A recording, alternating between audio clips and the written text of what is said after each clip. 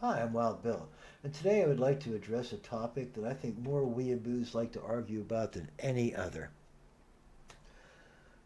Wild Bill on the Panther Tank. Now, here's a vehicle with a formidable reputation among some historical buffs. Among certain other buffs, however, it has, especially of late, been perceived quite differently. As a boomer, I grew up soaked in the official narrative. German tanks were individually superior due to the innate German cultural bent for building excellent machines. Nice.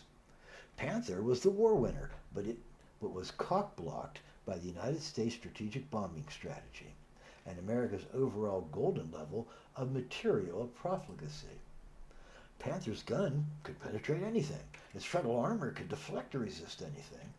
It was faster than an M3 Grant, could climb a steeper hill. There's authentic video to prove it. Designed by cunning Nazi planners as the tool of an aggressive war, a war of maneuver, it's even cooler in French because it got that O in it, maneuver. It was all part of the master plan to take over the Soviet Kamchatkan littoral and everything between it and Berlin. Only USA industrial might curbed this plan. Hitler laughed at diplomacy, made light of the fate of millions, and had the worst farts ever. The three seemed to go along. I don't know why. Kismet. U.S. enters, war over. Everyone go home, except the 90,000 Wehrmacht troops captured at Stalingrad. And the Nizhe, we stole your homes. The West Coast rich needed that money really, really bad. Still do. Price of coke's going up now that Venezuela's been invaded. All donations welcome. Our oil war on Nazism, where have I heard that lately, deprived those superior Panthers of their blood. Gasoline. Soviet tanks rolled past their inert menace all the way to Berlin. That was the narrative I grew up on. In the decades since, but especially lately, a different narrative has emerged. Panther bad. Sherman smashed puny Panther. Panther had bad armor, a bad gun, a bad drivetrain, the clap, you name it, and Panther had it. In fact, it's a miracle that German manhood could be so brave, cunning, and bold as to hold off a two-front war with superior opponents with such inferior materiel for 6 years. Now, that's the new narrative.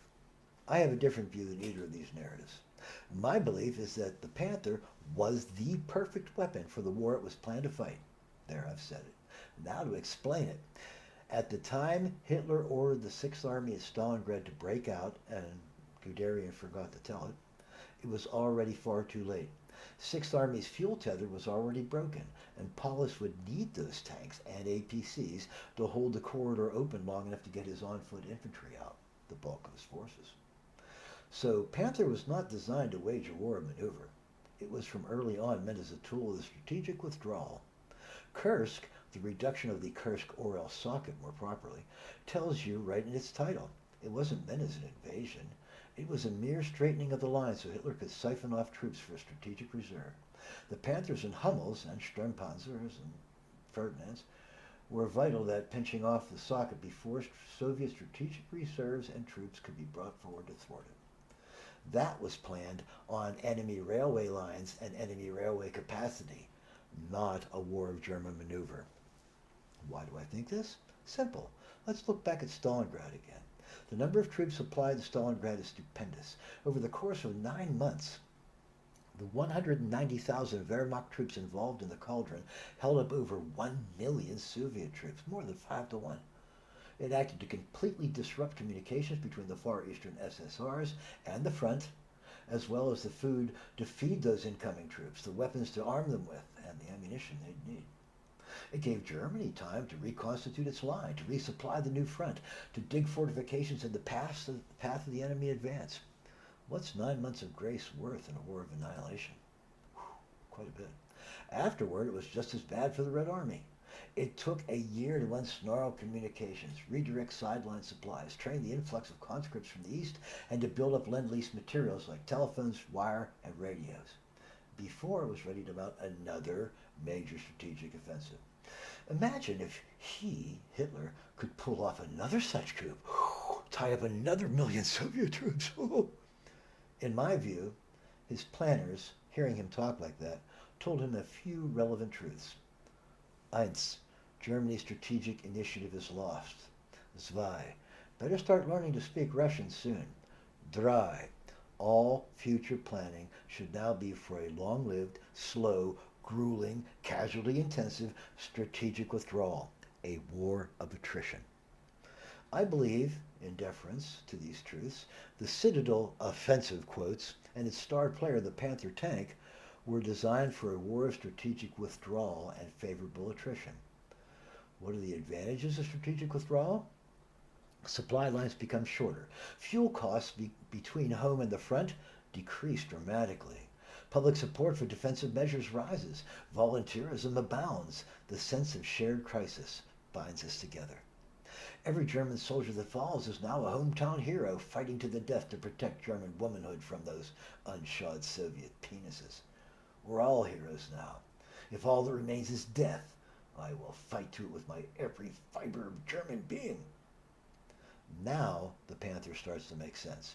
It was a tank designed for a long-range engagements from prepared positions. Its armor was perfect for that role. Its super long flat trajectory high velocity gun was perfect for that role. The general lack of fuel made it imperative that it should fire first and retreat through smoke, courtesy of its roof-mounted smoke mortar, to another prepared site or position. Lather, rinse, repeat. Lather, rinse, repeat.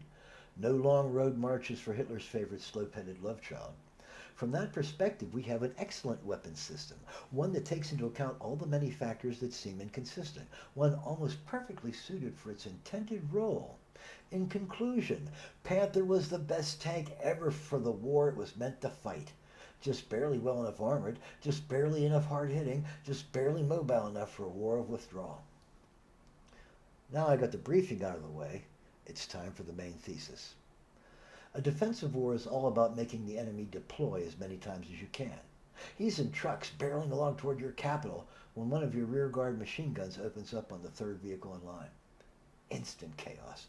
Enemy troops pile out of their trucks and sample local pond water. Some shoot back. After a few minutes, a sergeant starts moving enemy troops around till they can investigate the MG nest. No one there. Now begins the slow process of loading all those men back onto their trucks and straightening out the road order. By the time the column begins moving again, it's almost nighttime. One full day lost because of one machine gun. That's a defensive war.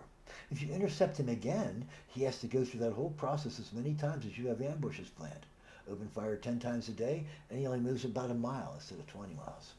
Do it enough times, and he stops completely. That is a basic primer on defensive war. Now apply the well-cited Panther paradigm to that, and you began to see what German planners were thinking all those many years ago. This is Wild Bill, here at 6:37 a.m. Oh my gosh, the 9th of January, 2026. Thanks for listening.